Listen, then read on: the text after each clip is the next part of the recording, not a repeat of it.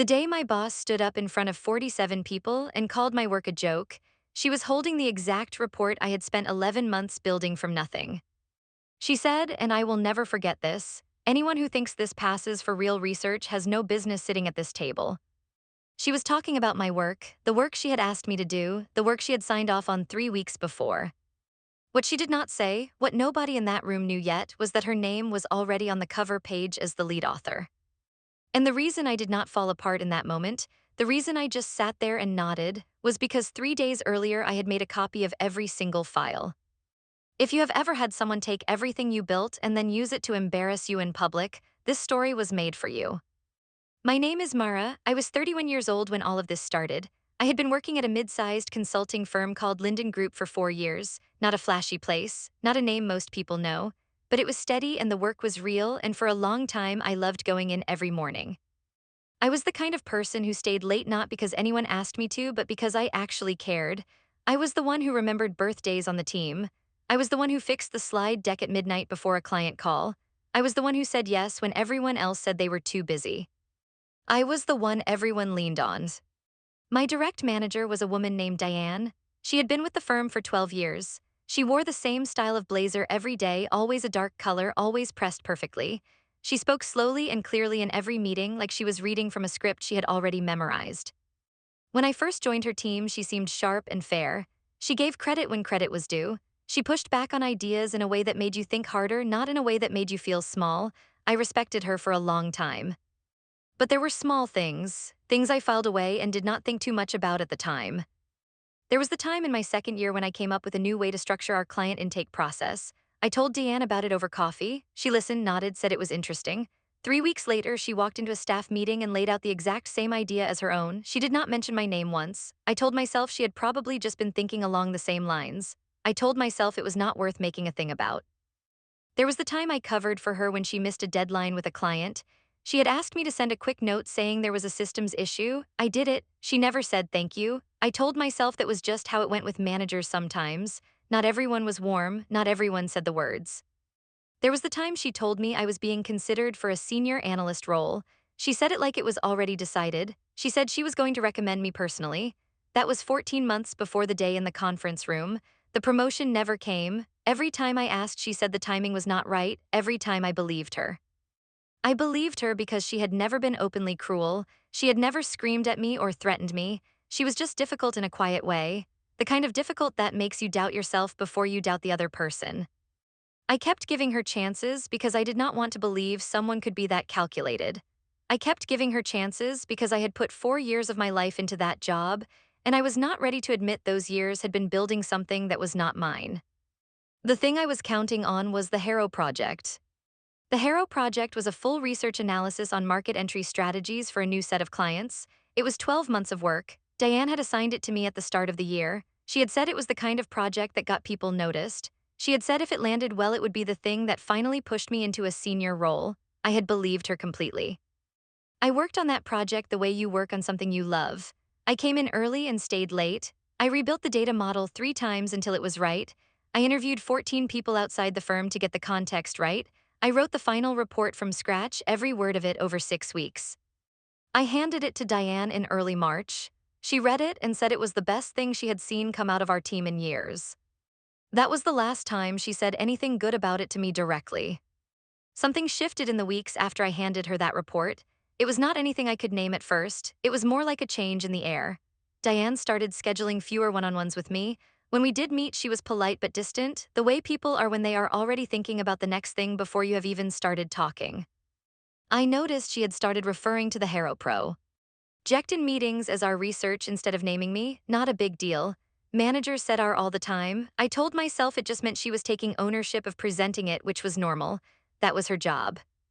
Then I noticed she had stopped copying me on emails from the senior partners about the project. I had been on those chains from the beginning. The conversations about feedback, the questions about methodology, the scheduling of the final presentation. All of a sudden I was not in the thread anymore. I asked her about it once gently over a quick message. She said the chain had gotten long and she was just trying to keep it clean. She said she would loop me back in before the presentation. I believed her. I went back to my desk and told myself I was being sensitive. But I kept noticing things.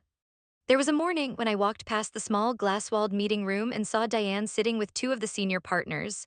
She had a printed copy of my report on the table. I could see my graphs, my layout, the exact color scheme I had chosen. She was pointing to a chart I had built and nodding along as they talked. She did not see me standing there. I walked back to my desk and sat down and thought about it for a long time. There was a voice in the back of my head that said something was wrong, but there was another voice, louder at the time, that said I was being paranoid, that Diane was just doing her job. That good work gets shared with leadership, and that was a good sign. I almost went to her office that afternoon. I had the words ready. I was going to ask her plainly where my name stood in relation to the project as we got closer to the final presentation. I stood outside her door for almost 2 full minutes. Then I heard her laugh at something on the phone. It was a bright, easy laugh, the laugh of a person who was not worried about a single thing, and something about that laugh made me turn around and walk back to my desk without knocking. I told myself I would bring it up after the holiday weekend, that there was still time, that I was reading too much into a laugh. But that night I could not sleep. I lay in the dark and I thought about the intake process idea I had never been credited for. I thought about the promotion that had been promised and never arrived. I thought about all the small moments I had explained away. And for the first time, I let them sit together in one place instead of keeping them separate. They added up to something I did not want them to add up to. I went into the office the next morning earlier than usual, before 7. The building was quiet and the lights were on their automatic setting, half dim. I went to my desk and I opened the Harrow project files. And then, because something in me said to do it, I made a full copy of everything, every draft, every data file, every version note with my timestamps on it, every email thread where Diane had given me direction and I had responded with updates. I saved it all to my personal external drive. I did not know exactly why I was doing it, I just knew I needed to. I was back at my desk by 7:30 with my coffee and my files, and a feeling in my chest I could not name yet. The presentation was on a Thursday, the conference room on the fourth floor, the big one with the long glass table and the chairs that were always slightly too cold. There were 47 people in the room, I counted later from memory. Senior partners, junior staff, two clients who had flown in from out of town. It was the biggest internal presentation Linden Group had held that year. Diane had not told me I would be presenting, she had told me to attend. I assumed we would be presenting together, I had assumed that was obvious. I found my seat near the middle of the table. I had a copy of the report in front of me. I had spent the morning going over the key points in my head, the way you do when you know the material cold. Diane walked in at 9 on the dot. She had a clicker in her hand and she was already in conversation with one of the senior partners, nodding and smiling. She sat down at the head of the table. The title slide went up on the screen. My name was not on it. I stared at it, I read it twice, 3 times, I thought I had missed something, I looked down at my printed copy. My name was on mine, but the one on the screen had only Diane's name.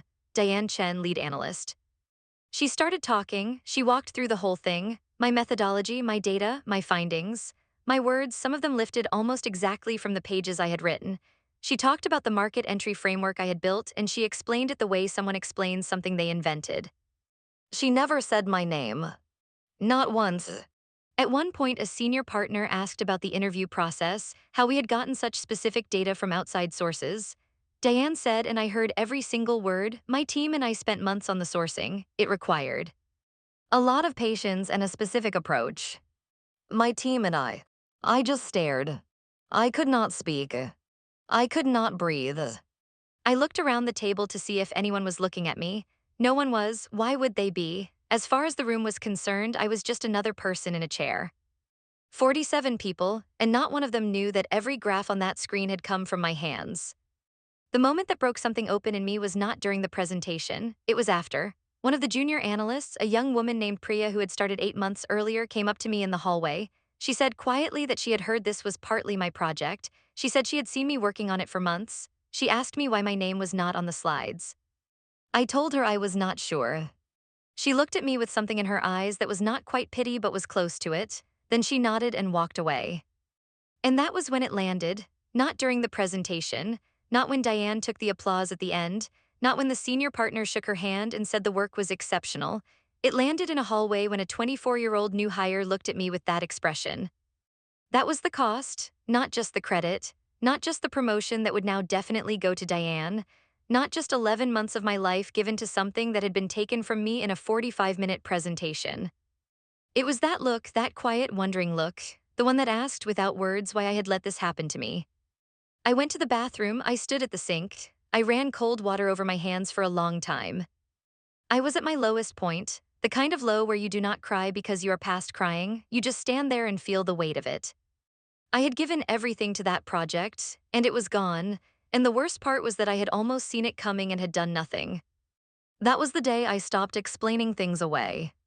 The day that changed everything was not a dramatic one. It was a Tuesday, 2 weeks after the presentation. I had gone through those 2 weeks quietly, going to work, doing my job, saying nothing to anyone about what had happened. I was watching, I was thinking. I was home by 7 that evening, eating reheated soup at my kitchen table. My laptop was open. I was not doing anything in particular, just scrolling through old emails out of habit. And then I found one. It was from 10 months earlier. Diane had sent it to me on a Saturday morning. It said, and I still have it, Mara, this is your project to own. Take it wherever you think it should go. I'm trusting your instincts completely. Your project to own. I read it 3 times. I was not angry when I read it. That is the strange part. I did not slam my laptop or say anything out loud. I just sat there with my soup getting cold and I read those 6 words over and over. Your project to own. I became very still, the kind of still that comes from the inside. I had been spinning for 2 weeks, turning it over and over in my head, trying to figure out what I should feel and what I should do and whether anything I did would matter. And all of a sudden, I stopped spinning. I did not make a decision in a big dramatic way. It was more like a door had been standing open for a while and I finally just walked through it. I pulled out my external drive, I plugged it in. I went through every file, every version, every timestamp. I went through every email where Diane had given me direction. I found the one from that Saturday. I found 7 more like it. I found her written feedback on my drafts, full of specific comments in her voice, which meant she had read them carefully enough to edit them, which meant she knew exactly whose work it was. I opened a new document and I started writing a timeline, date by date, draft by draft, email by email. I was not shaking, I was not rushing, I was just very clear about what I was doing and why. There is a feeling you get sometimes when you are doing exactly the right thing at exactly the right moment. Not a loud feeling, a quiet one, like the noise that had been filling your head for weeks just finally stops. That is what I felt sitting at my kitchen table at 9 at night with cold soup and a full external drive. Before I tell you what happened next, I need you to know that this is the part nobody saw coming. Not Diane, not the partners. Not even me, not fully, not until it was already in motion and moving faster than I had planned. What I built over the next 3 weeks was not a complaint, it was not a fit of anger, it was a case, a clear, careful, quiet case, and I built it the way I had built the Harrow project, with patience, with specifics, with no room for doubt. The first thing I did was organize everything into a single folder. Every draft of the report with my file creation dates and modification dates visible, every email from Diane directing me, praising me, calling it my project, the Saturday email, 6 others like it, screenshots of the slides from the presentation with only her name, a recording I had made on my phone, just audio, of a brief conversation we had had in her office 2 months before the presentation where she had referred to the project as mine 3 separate times. I was careful about that recording. I looked up the laws. In my state, one-party consent meant I was allowed to record a conversation I was part of. I was part of that conversation. The recording was legal. The second thing I did was request a meeting with the firm's HR director, a woman named Sandra who I had spoken to maybe 4 times in 4 years, but who I knew had a reputation for being fair. I did not tell Diane I was doing this. I did not tell anyone. I sent Sandra a short, calm email. I said I had a concern about a recent project and I would like to speak privately. I asked for 30 minutes. She replied within an hour and said she had time on Friday morning. I almost lost my nerve on Thursday night. I lay in bed going through all the ways it could go wrong. Diane had 12 years at the firm, I had 4. Diane was well liked by the senior partners, they had just applauded her. Who was I to walk in and say the thing everyone had just celebrated was not hers? I got up at 2 in the morning and went back to my kitchen table. I opened the folder with all the files. I read the Saturday email one more time. Your project to own. I went back to bed. Friday morning, I walked into Sandra's office at 9 with a printed packet of documents. 14 pages, clean, organized, dated. Sandra was a quiet woman with reading glasses she wore low on her nose. She did not speak much while I talked. She just listened and turned the pages. I laid it out slowly. The assignment, the timeline, the emails, the drafts, the presentation, what had been on the screen, what had not been on the screen. When I finished, she was quiet for a moment. Then she asked me one question. She asked if I had spoken to Diane about any of this. I said no. I said I had been waiting until I had everything together. She nodded, she looked at the packet again, she said she would need to review the materials and follow the firm's process. She said it would take time, she asked me to keep it between us for now. I said I would. I walked out of that building feeling something I had not felt in weeks. Not relief, not excitement, just solid, like something that had been tilted was level again. What I did not expect was how quickly things would move once they started. Sandra came back to me 8 days later. She had done her own review. She had pulled the file history from the firm's internal system, which showed every time a document had been created, edited, and accessed. The Harrow project files had been created under my login. Every major edit had been made under my login. Diane's login had appeared only to view the files, never to create or edit them. The system had its own timestamp trail I had not even known that was there. Sandra requested a meeting with Diane and two of the senior partners. I was asked to attend. I was told to bring my documentation. The meeting was in the same conference room, the big one on the fourth floor. 47 people had been in there 3 weeks earlier watching Diane take credit for my work. This time there were 5 of us. Diane walked in not knowing what the meeting was about. I watched her face when she saw me sitting there with my packet of papers. She did not look guilty, she looked confused, which told me she had not considered, not even for a moment, that I would do this. Sandra explained the purpose of the meeting plainly. She said there were questions about the origin of the Harrow project materials and that she needed to work through the documentation.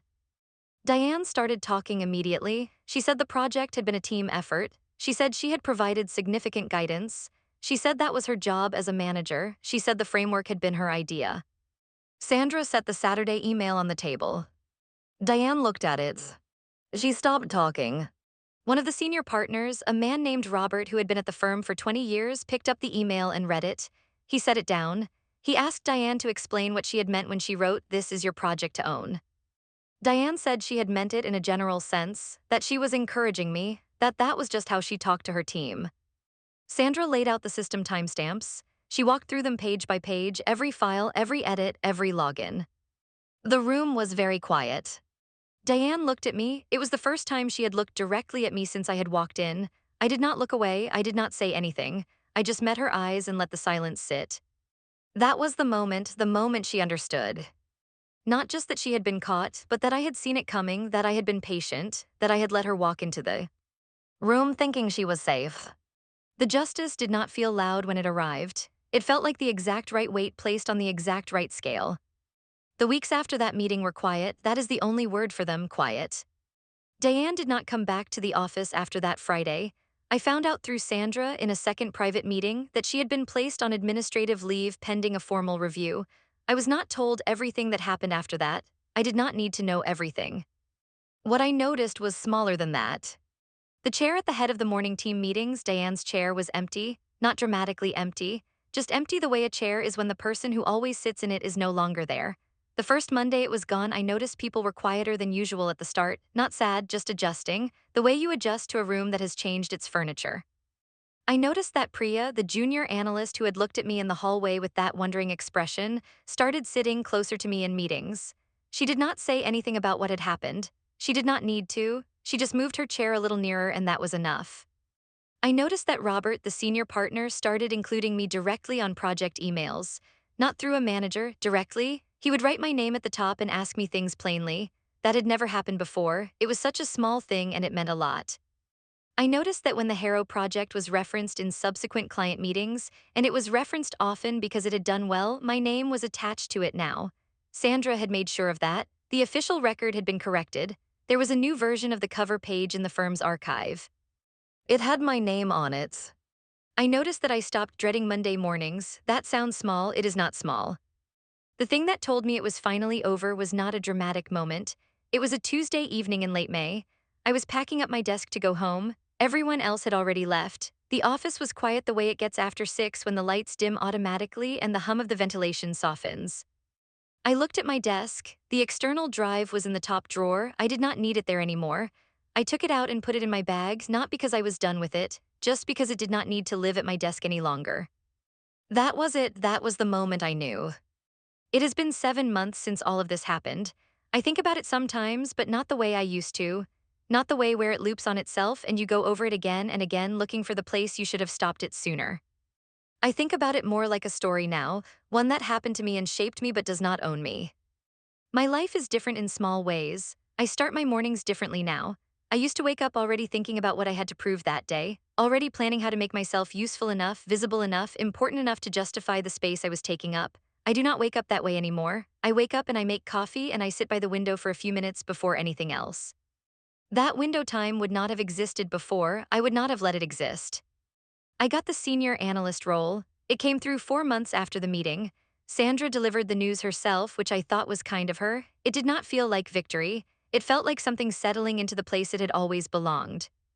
The thing the experience cost me was real. It cost me 4 years of trust I had placed in someone who had not earned it. It cost me the version of myself that kept quiet because quiet felt safe. I cannot get those years back, and I do not pretend they did not cost me something.